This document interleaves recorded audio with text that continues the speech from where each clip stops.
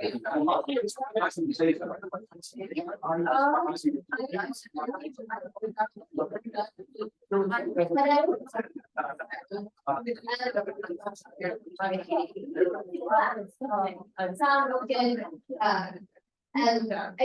thank you very much, everybody, for joining us for today's session. For those that don't know me, I'm Olivia O'Sullivan. I'm the director of the Ryan Henson Group, where I think we're focused on the intersection between domestic and foreign policy. In terms of some general housekeeping, we are not expecting a fire alarm today. If a fire alarm does go off, please follow me. We also indicate at the front, or Sophia at the back, who is waving potentially, and we will take you to the dark square or this present. This meeting is being recorded, so do bear that in mind. You can ask any questions. If you don't want us to be recorded, don't ask them during the Q&A, ask them afterwards. Please turn off your phones or put them on silent. And I think that's probably all that important housekeeping. We're thrilled to be able to gather today to discuss the UK's new institutional development white paper, which was released yesterday. Today, the purpose of today's event is to look at the paper, what it means for the UK's role in the world, particularly in context of the integrated review draft, and what it means for the kind of UK foreign policy moving forward. I'm excited to be joined today by Olivia O'Sullivan, who is director of the UK in the World Programme House.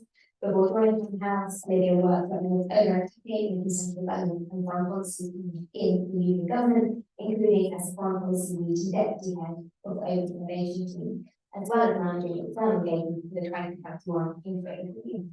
I'm also joined by Ryan Henson, who is the CEO of the Coalition for Global Prosperity, which works to ensure the UK remains at the forefront of saving lives, alleviating poverty, and bringing freedom, security, and prosperity to those who need it. Prior to this, he worked at Capital in the Ministry of Justice, he was a reservist in the Royal Air Force, and was associated with the Mobility Committee, and probably many other things can never quite keep up.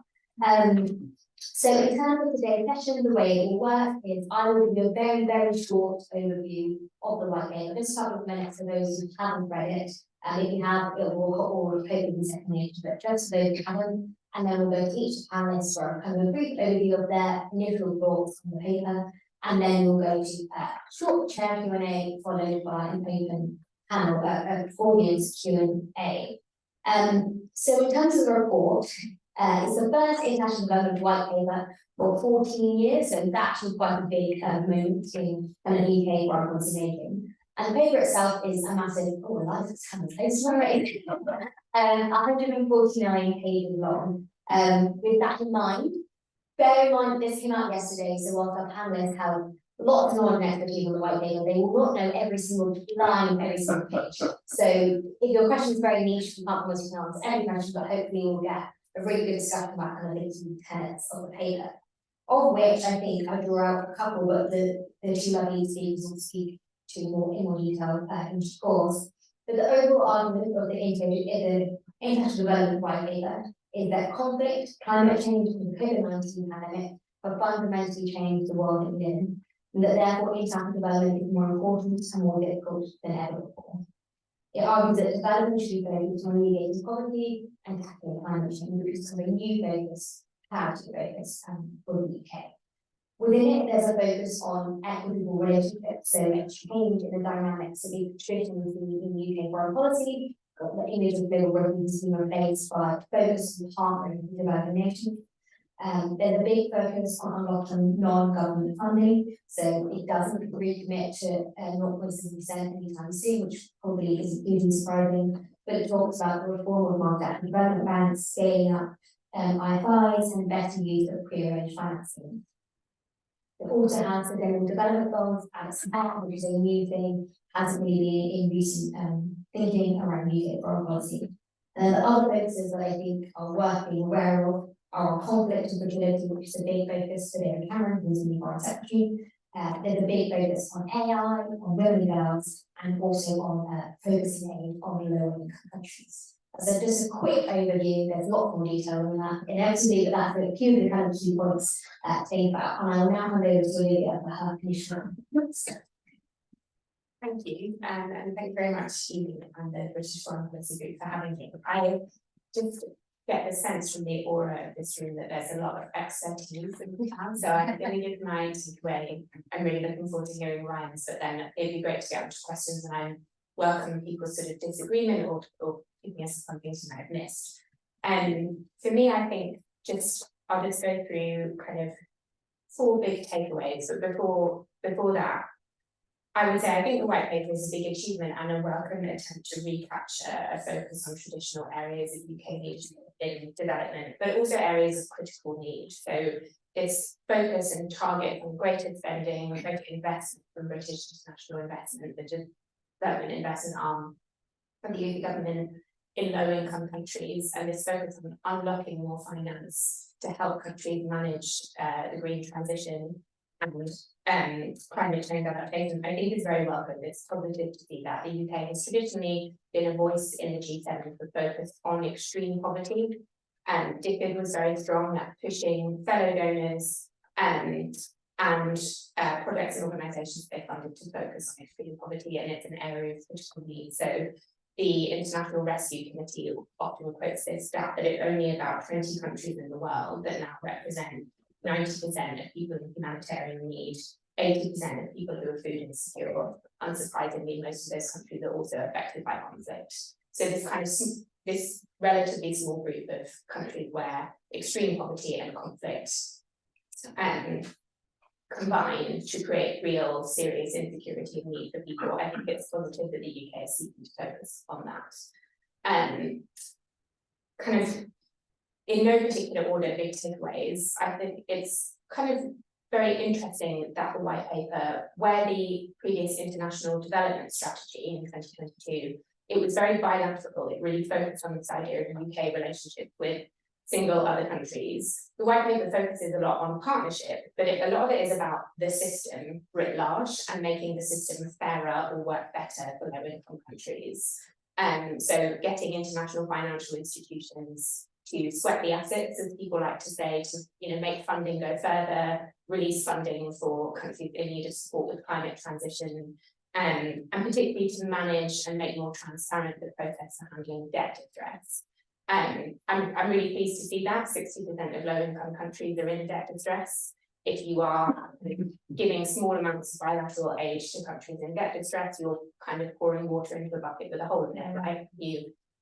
So it's an attempt to describe the larger problem and make the playing field a bit fairer for low-income countries.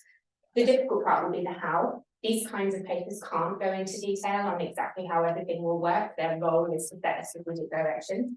But if you think about the last time, or one of the last times, the UK was really at the forefront of pushing to manage debt or drop developing country debt in the 2000s, much of that debt was owned by Western country creditors. Now, a lot of developing country debt, about 62%, I believe, is owned by private sector creditors, and that some large proportion of it is owned by China. So we're going to have a trickier time restructuring, managing, helping countries deal with that debt because we have a more complicated playing field.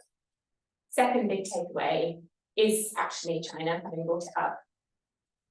I thought the paper was sort of surprisingly light on China. It has this section on it, but I thought what it said in that section was interesting. So I kind of welcome the shift away from language about explicitly competing with the Belt and Road investment, because personally I would thought that was, it's not that we shouldn't be aware of China's growing influence in, for want of a better term, the global south.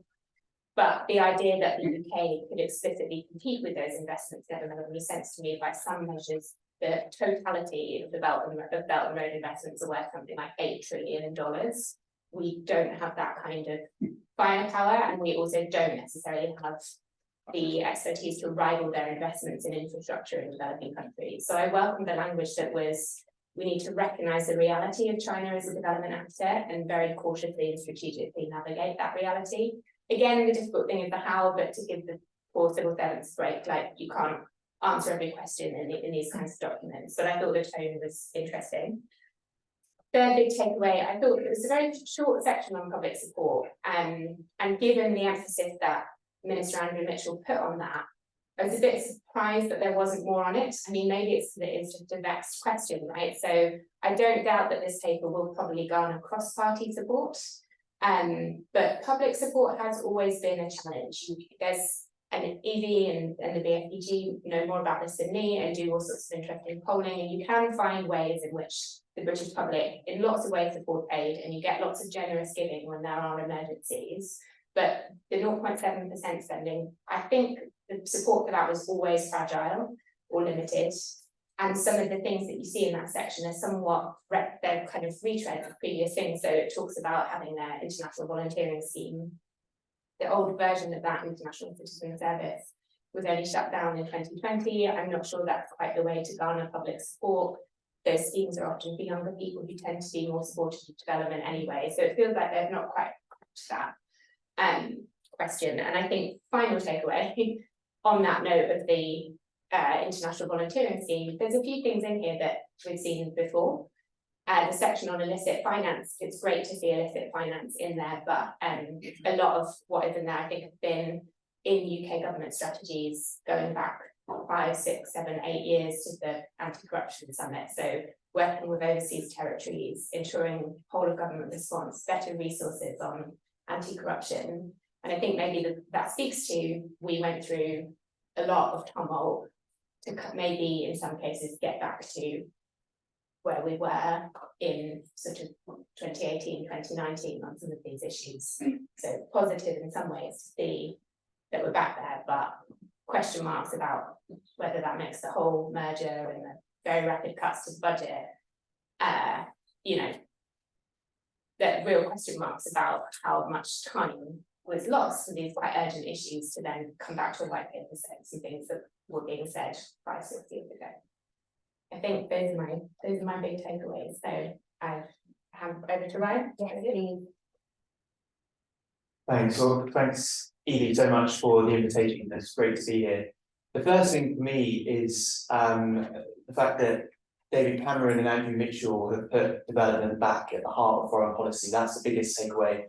I'm absolutely delighted at the commitment David Cameron showed. I read in the paper that he stayed up all night, or he did his red box on the first day in office, read the whole thing cover to cover. So he's clearly committed beyond everything that we already know about him.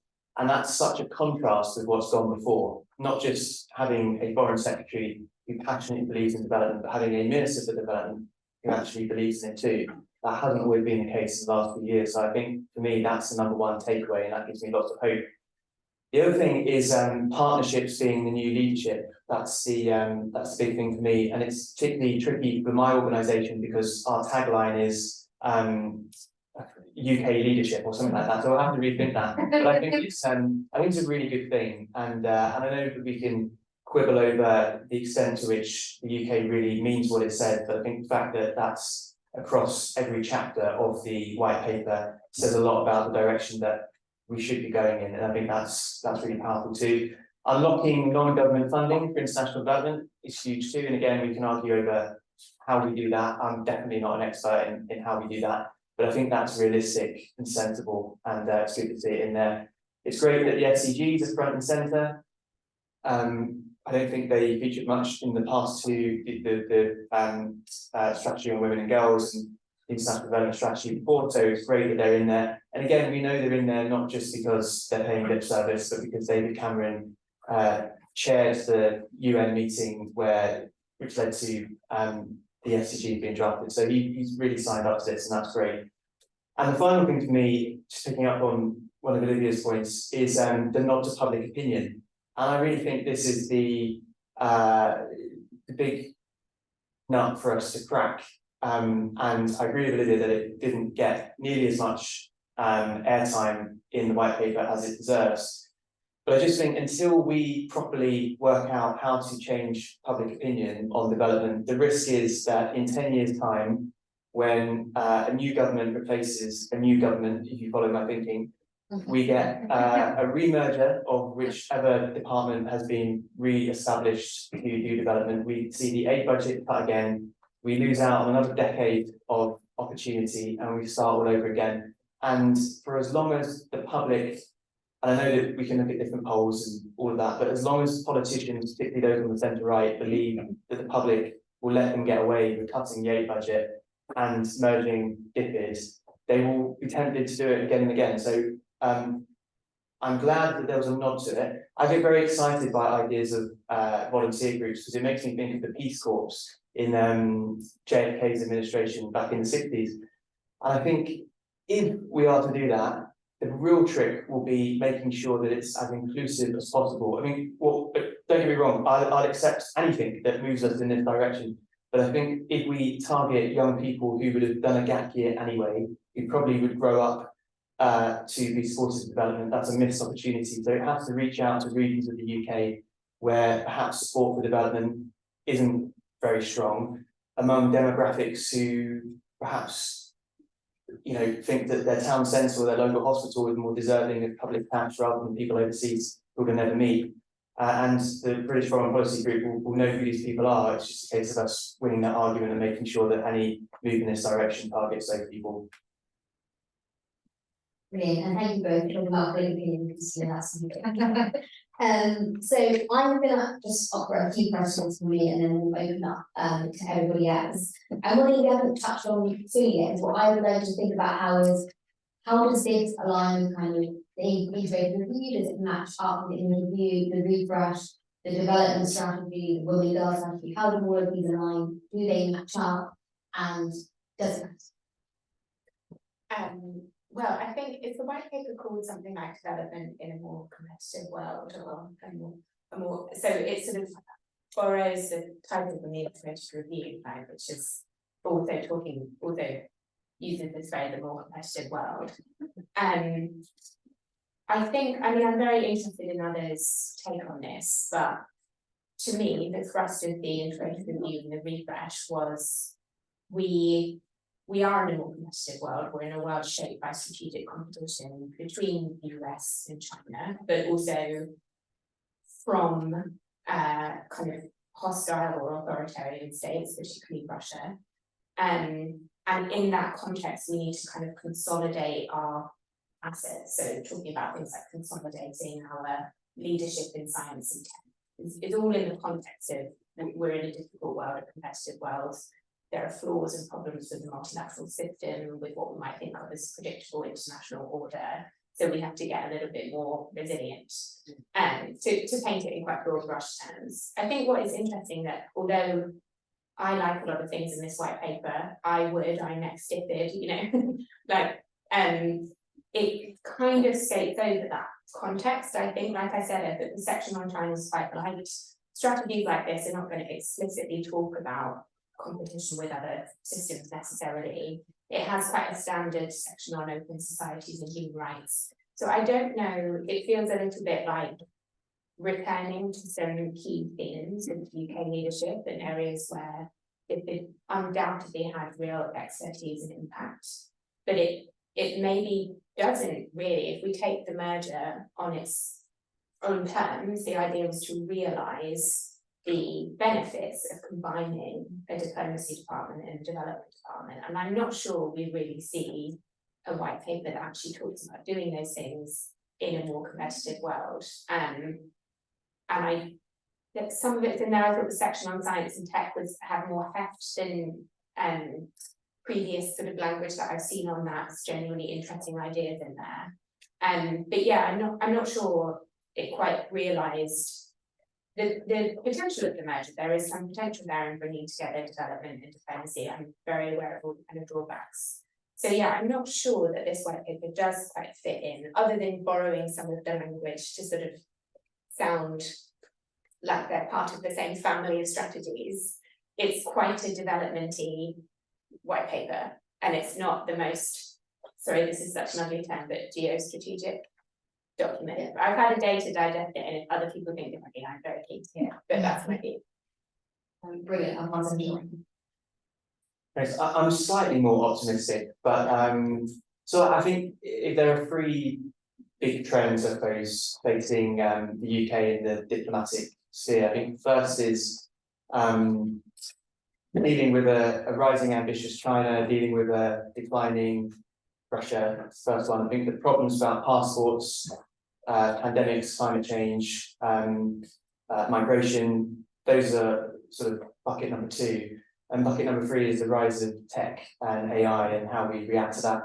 I think all those things will obviously got a nod in the integrated review and the integrated review refresh, and I think they all got a nod in the white paper. I agree that perhaps not as clearly as we might want them to have been, but I think the fact again that they're there suggests to me that the government is thinking about development in a more integrated way alongside defence and diplomacy, which is what I think is exactly how it should be seen. So yeah, like Olivia, I'll leave to others to weigh in on the extent to which there should have been more or less, but the fact that they featured in the white paper is for me good news, positive. Actually, can I add one thing? Well, actually, one thing I would say where I agree is you could see, I think, in the white paper some of this thinking about appealing to what they often call the global middle ground in the FCDO. So the kind of emerging economies or countries in the global south who tend to feel somewhat caught between China and the US are not keen to be forced to choose, are very conscious of, or at least certainly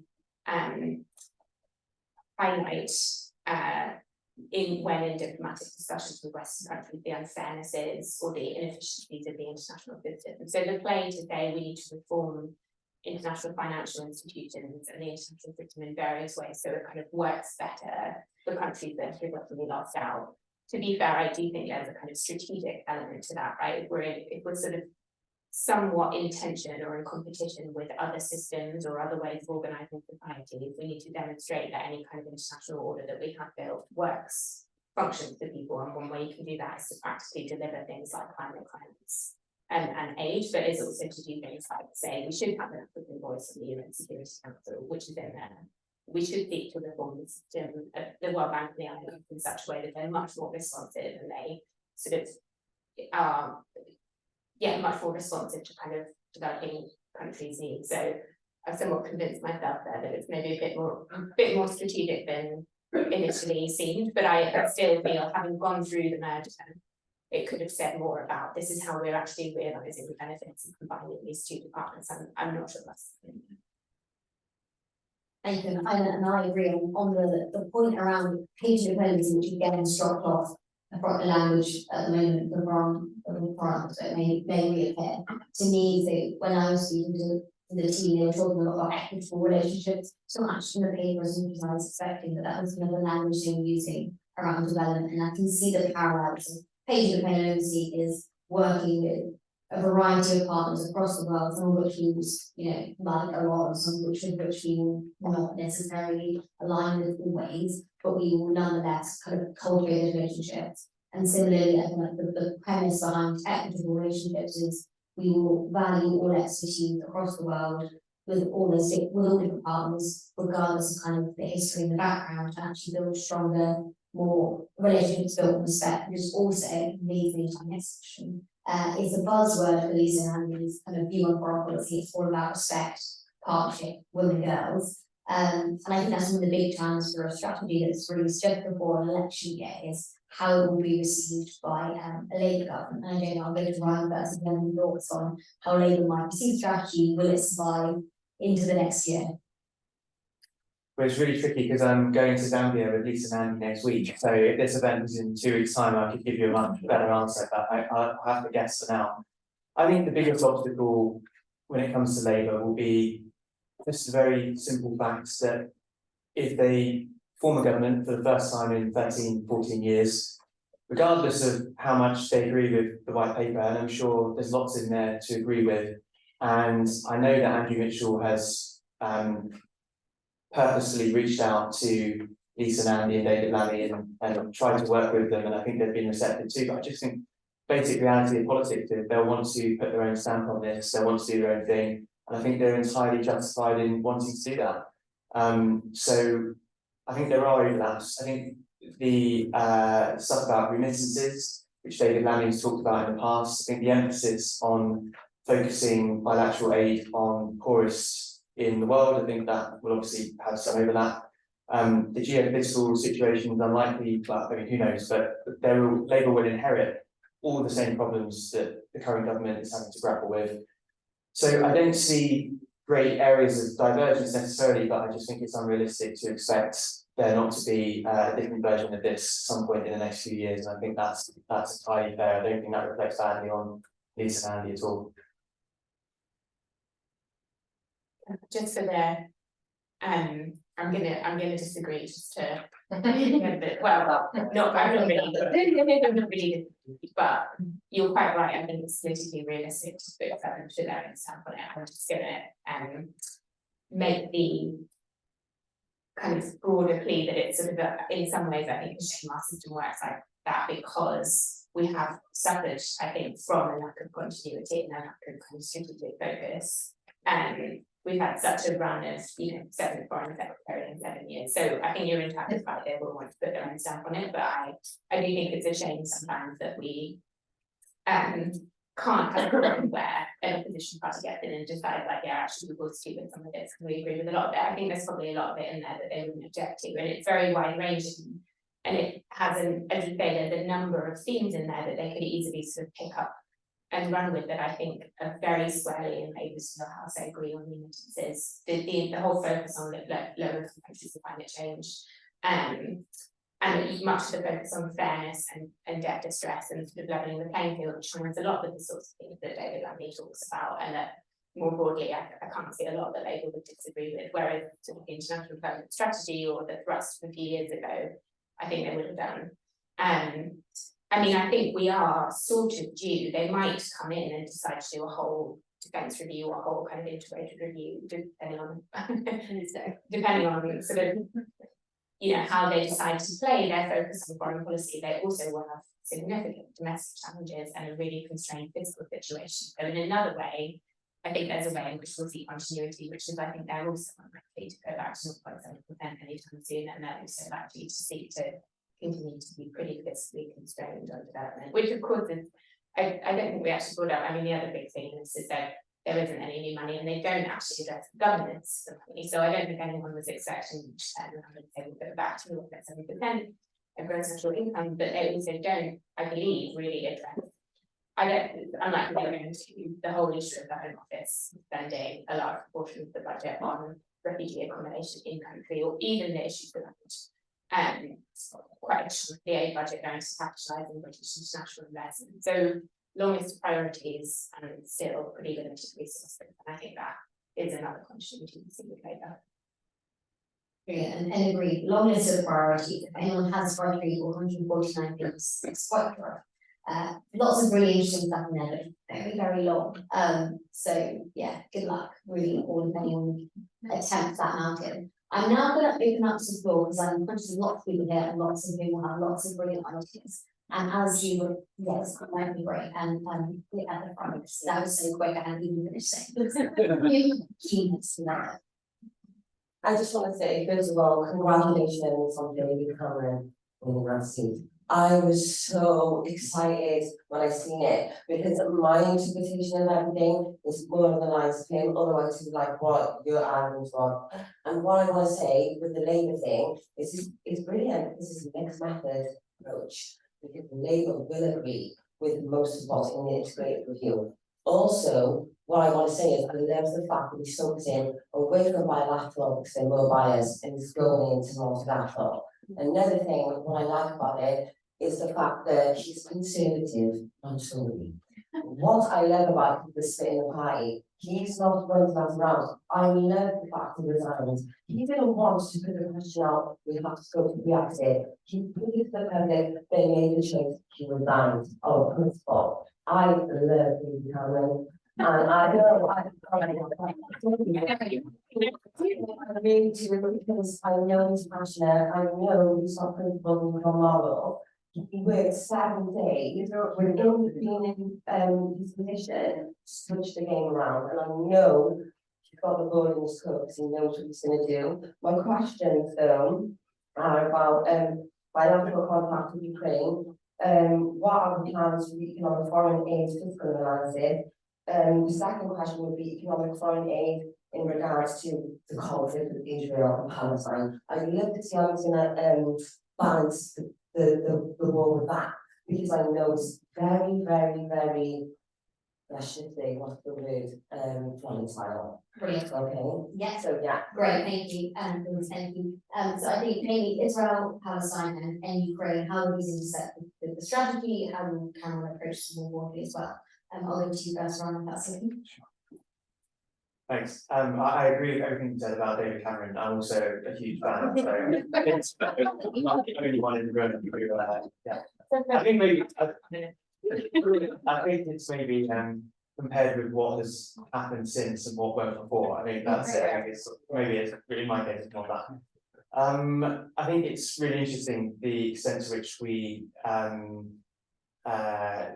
do everything that's in the white paper or aspire to do it, whilst also dealing with life and events. And I think this is the war in Ukraine and the war between or the conflict between Israel and Hamas is a really good example of that and how we navigate it. Because it's the inflation I'm worried about, because with the Bank of England and the prices going up and the cuts with the public funding, and I even researched how many people in Wales, because that's where I'm from, and I travelled over from Wales today, how many people in Wales are on PIP, which means they're mentally ill, they're not stable enough to work, they're not mentally fit. And it was more than half, 25,000. And then I seen Jeremy Hunt was already putting a tackle on that, and I think that's beautiful. Why? Because we need a fit economy. How can we not have a population that is not this political stuff is not common knowledge? And I think that is where he needs this. I think David Cameron will be a firm stone to do that, because he's known in politics. But I think he needs to stress this now that he's serious, because there's been so many people, like you said, changing in governments and messing things. Thank you very much. We'll just go back to the panelists if we can, just to make sure we get to the next question. So Ryan, continue. So I think there's a broader point actually about how David Cameron will respond to some of these issues. And I think I know my organisation does a lot of work with parliamentarians. That's our value add, I think, to the sector, particularly centre right skeptics of development parliamentarians, so they tend to mostly come from one party. And I think there was a sense in the first 24 hours after he was appointed that actually he's in the Lords, it's all right for him to stand up and make the case for things like aid and development. He hasn't got to knock on doors on a Saturday and justify why we're possibly cutting some areas of public spending and maybe not doing that in other areas. But I think it's a good thing, actually, to have a foreign secretary who doesn't have to rush back for votes, who doesn't have to nurse a constituency, because even Whitney, under current polling, probably looks a bit ropey. So I think there are a lot of strengths to be taken from Cameron's appointment, notwithstanding the very understandable concerns that lots of his colleagues will have. Great, thank you. And Julian, quickly on this. I mean, I don't have loads to add to what you said there. I mean, I think it will be a challenge. We were just saying at the beginning, before everyone came in, that we kind of feel for the civil servants in the FCDO, because nothing ever stops. You never get like a nice moment to think carefully about what's your long-term development strategy while they've been seeking to finalise this crisis has erupted in Israel and in Gaza. And speaking of the integrated review, that document and that strategy, quite a lot of that sort of shifted away a bit from real UK diplomatic engagement in this conflict. We have not been massively playing a diplomatic role. We didn't have a Middle East minister for we didn't there in 2022. We've been seeking to shift our focus, as the US has, towards China, and we've obviously been distracted by the immediate challenges of the war in Ukraine. So I suppose it really just underlines the point of there are no new resources here, and this is the long list of priorities, and understandably government is consumed by quite short-term crises. And we also, I very much appreciate the perspective of David Cameron, but I mean, I would just underline that he's the 7th foreign secretary in 7 years. He knows his history in politics, and that's what matters. I do agree with that, but I think it's tricky for anyone to have an effect on them. So it's a difficult one. Brilliant, thank you. And if we could have a full show of hands if you would like to ask a question, just so we can get a sense. Let's see, right at the back. Yeah, as far back as we can go. Yeah.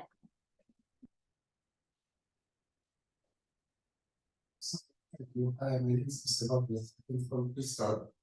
I'm originally from Africa, and my concern is if you check now how Africa is moving, especially in the Francophone Africa, previously by my way of speaking, that I'm from a Francophone, originally from a Francophone country.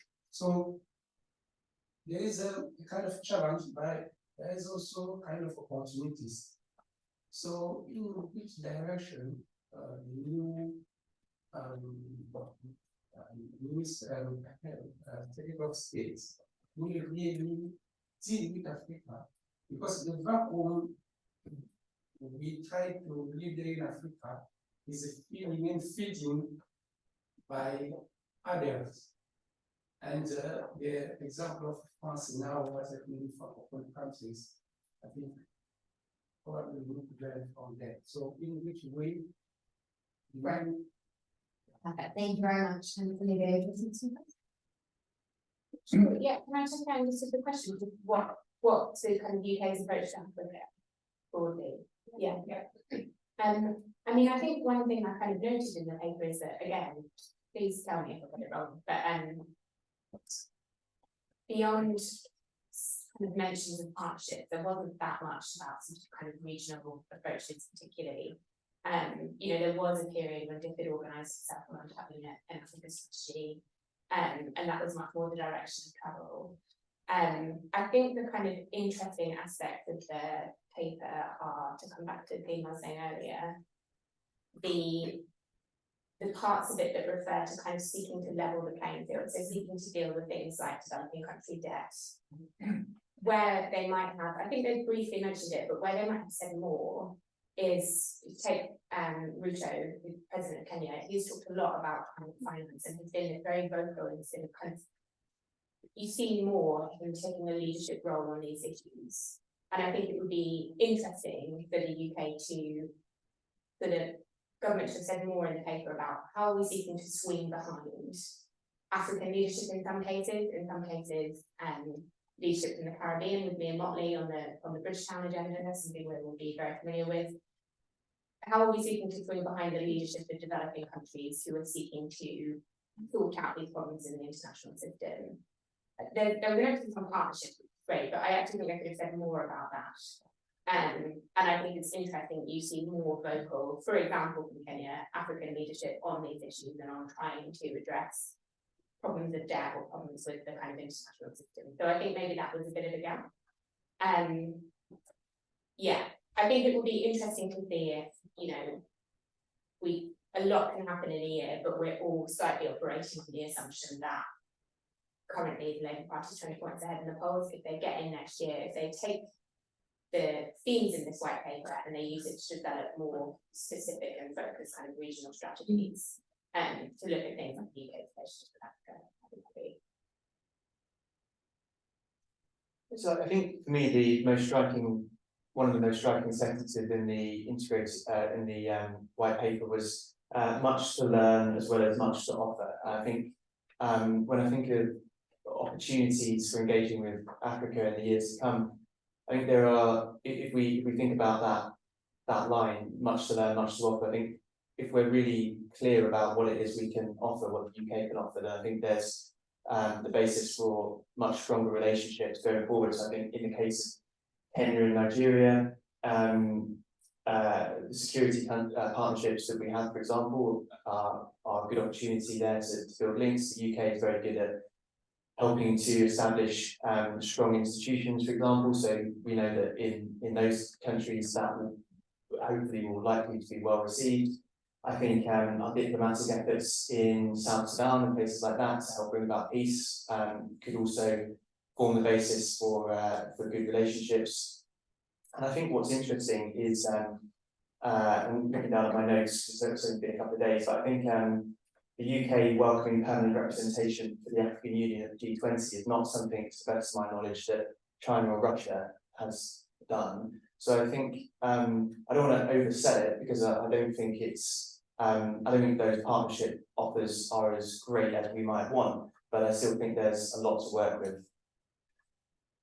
Brilliant, and I do think as well, there's something specifically around UK strengths, areas, and Louisa does lots of work on education. Big benefit the UK has of its strength in education, finance, these areas, actually where we can really benefit developing nations, including in Africa, if we can harness those internationally. Next question, yeah. Yeah, a short one from you. I haven't read the paper yet, but I understand that there's a lot of talk in partnerships with private sector investors, partnerships with academies, partnerships with science organizations. How do you think the partnership between the government and the professional services companies, like those represented in this group, will be shaped up in the next 6-7 years that this strategy is supposed to last? And how you see companies like us, where some of the expertise and it comes from, will help the government to deliver certain elements of this strategy? Thanks.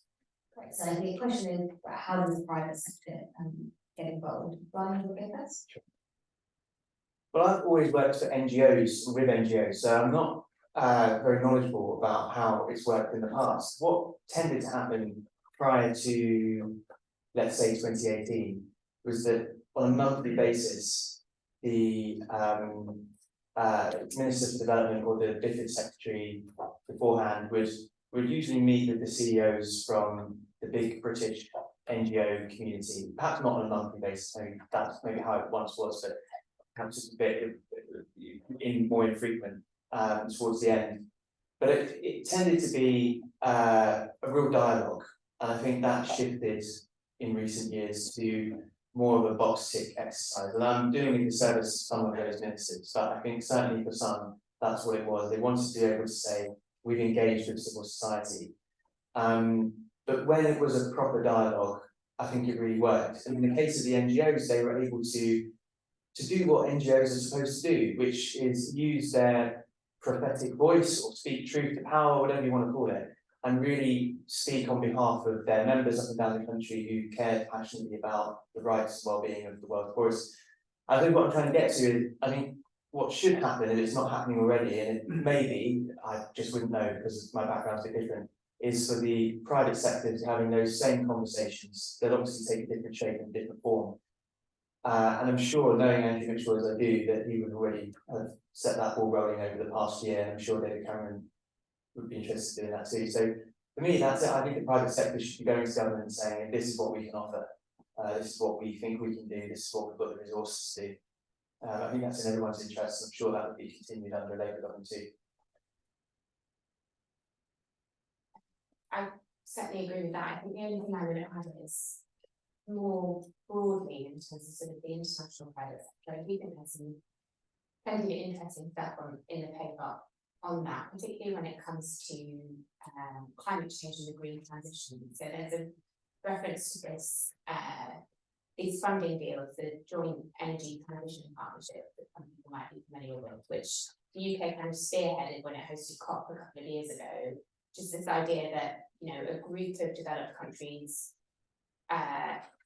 form a kind of coalition with middle-income countries, particularly, who need to make that green transition, need to move away from fossil fuels, and seek to support them, facilitate, crowd in the private investment that is required to do that. There are lots of things that aid is just not going to do, and that is particularly on climate transition. I think the paper has a welcome emphasis on how can we unlock the investment that low-income countries and middle-income countries need. As ever, it's difficult to say how, because I think this has been an emphasis for a long time, and finding ways to sort of de-risk private investment in middle and lower income countries is always a challenge. It's what British international investment often seeks to do by being the first investor and then hoping others will follow. So it's a difficult one, but I think we cannot shy away from what many countries need, especially to support a green transition, is significant private investment. And I think there's a good emphasis on, okay, what role then can development from aid play in unlocking that? But that has been a challenge for a long time. So I agree, one of the best ways probably trying to continually invest is good dialogue between private sector and development actors and FCDO and that kind of thing. So I hope that's cool. And one really quick thing from me, just jumping in on that, is around soft power. So British Farmers Group run the UK Soft Power Group with the British Council. And we bring together kind of big institutions across the UK that are representing the UK internationally, contributing on a lot. They're big, companies, some of them are cultural, some of them are sports, some of them are business, some of them are education, a real variety.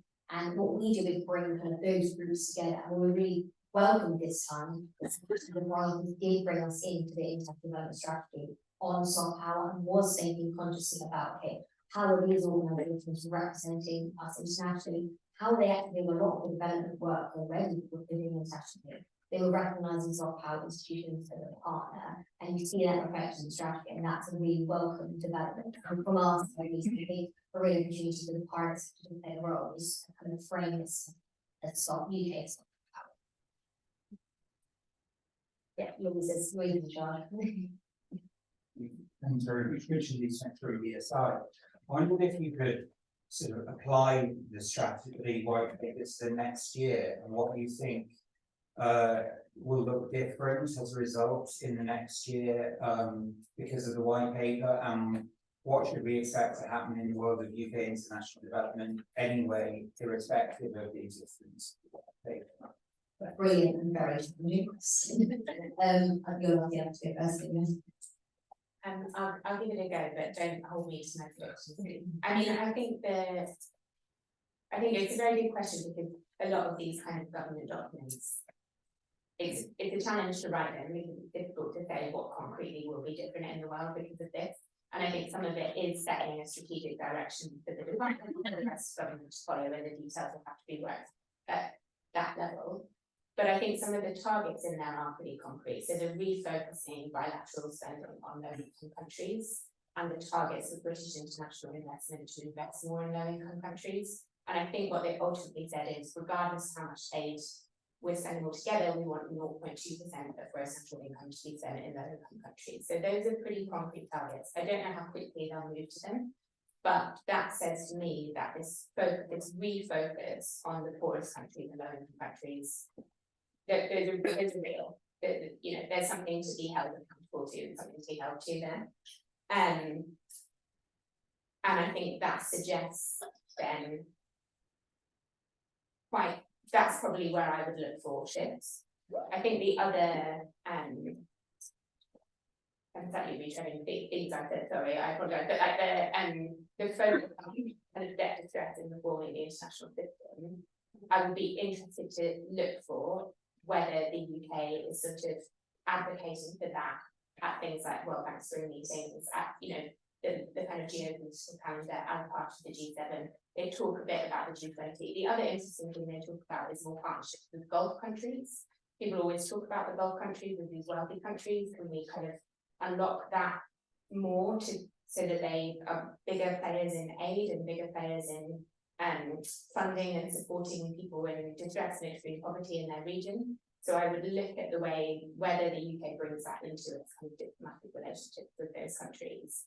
And yeah, whether in what ways the UK seeks to then bring this diagnosis of the problem to international financial institutions and the international system at each of these at the kind of traditional geopolitical meeting points, right? I mean, I would note that we've set these ambitions, but this year our Prime Minister to go to the UN General Assembly, so let's see what happens next year, because a lot of this reforms of the international system in this way require some pretty significant diplomatic heft, right? Requires showing up and being there and being part of the discussion. So those are things I would look for, not necessarily predictions.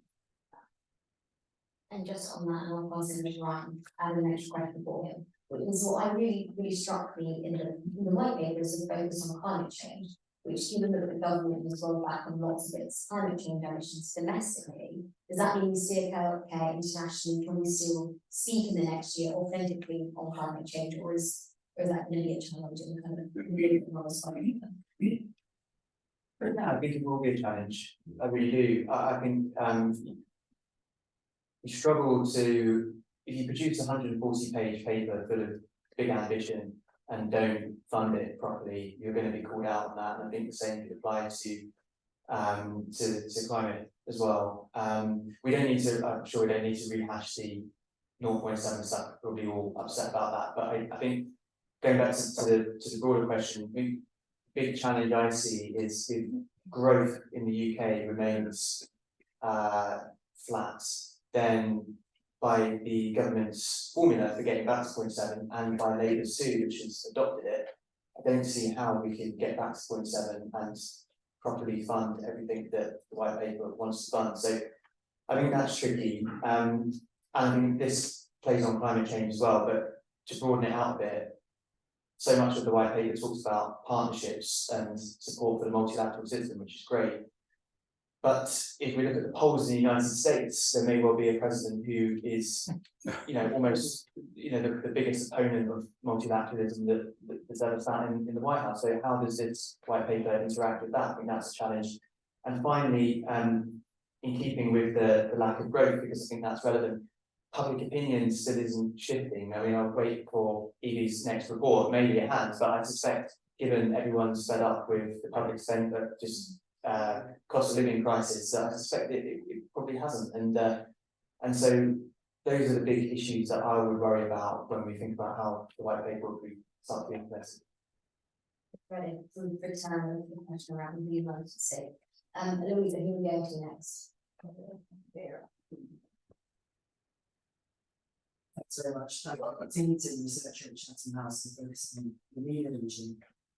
With the return of David Cameron, it's notable to see what different sets of institutions he's coming back to, right? With split, with what's been a pretty bumpy transition, it's been fair to say, and engaging with the FCDO, it's been pretty clear that there are quite a lot of unresolved battles and some questions over the direction of where things should go. So the last question was really important. Perhaps you covered some of the ground I was looking to ask you about, but the question is here, when something which looks a bit more at home in a kind of different space, how does that come out of the FCDO now on kind of bureaucratic level? Because when we engage, it's not clear. It was noted earlier that the split was, or the merger, sorry, was supposed to realise the benefits of combining the agencies, but it's pretty clear that it's not obvious to those within it how to do that. So when something comes through with these types of directives, how will that interact with political initiatives, noting, for example, in the Middle East, or what may or may not happen with the engagement in Gaza and the aftermath, because that's quite hard to work out from someone who spent a lot of time researching the Middle East, but often I'm more confused by British government positions about things that happen in the region. Brilliant, thank you. And I'm conscious that we've not got that long, so we'll take a second question at the same time and we'll answer them together. I think there was one just. Yes, thank you very much. I must confess I'm not a member of the David Cameron fan club, but I did actually skim the paper last night, and I may be wrong, but my big impression is that it fails to address the fact that the world order is changing as we speak.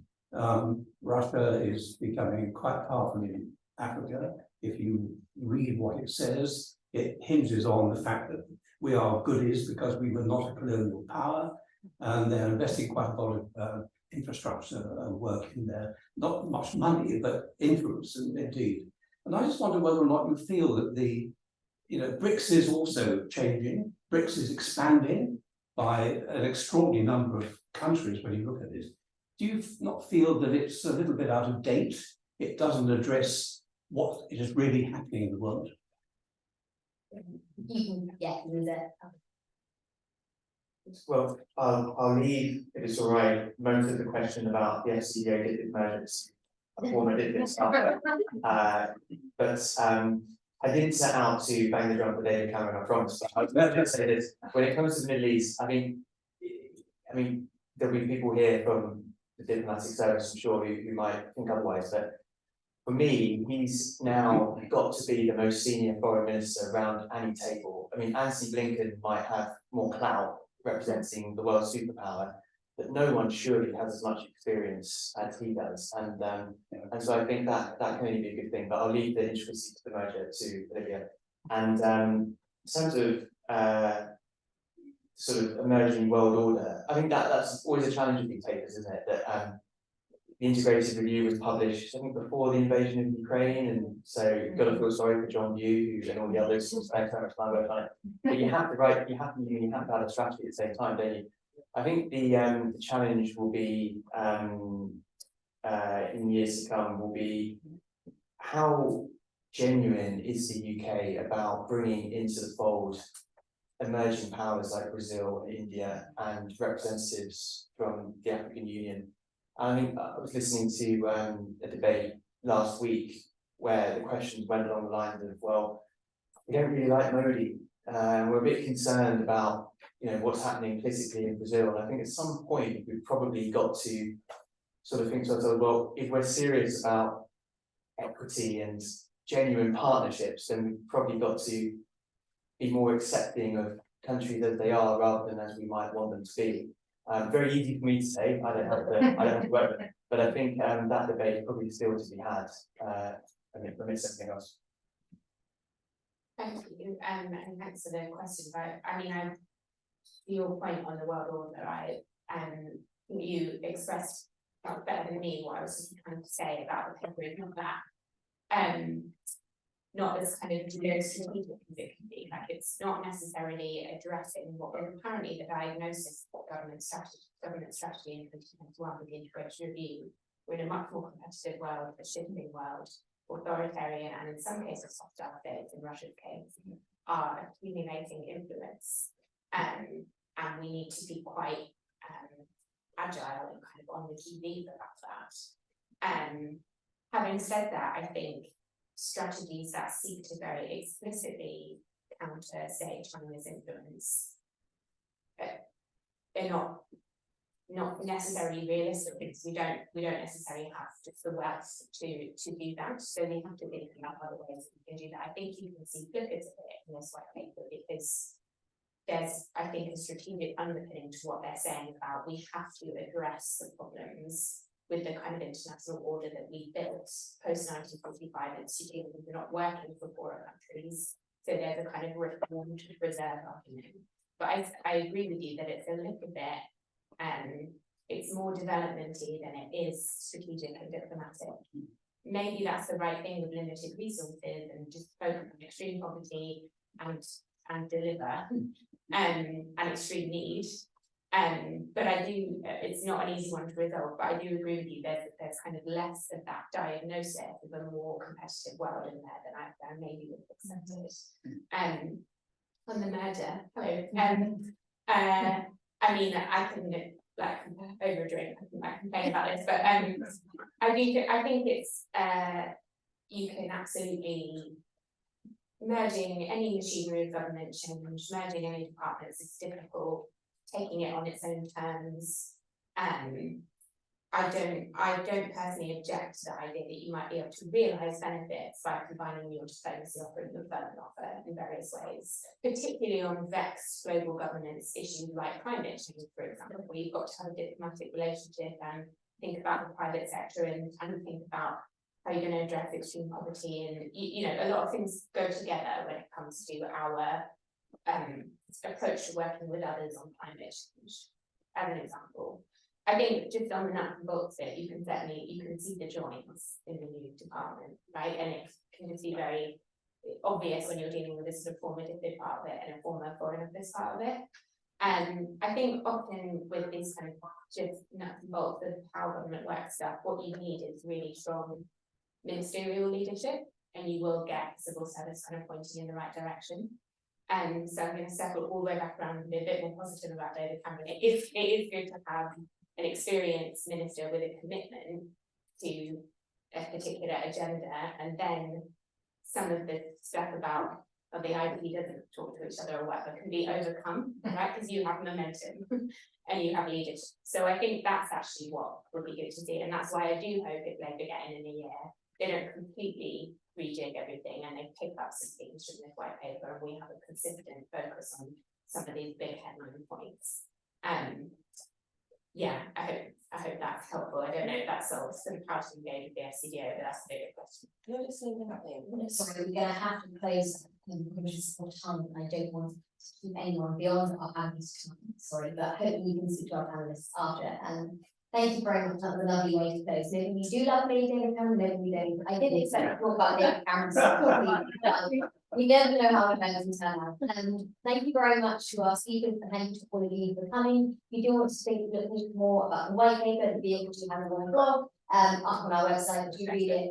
Thank you very much. Hope it will be useful, and yeah, please join in around the applause to our Very good.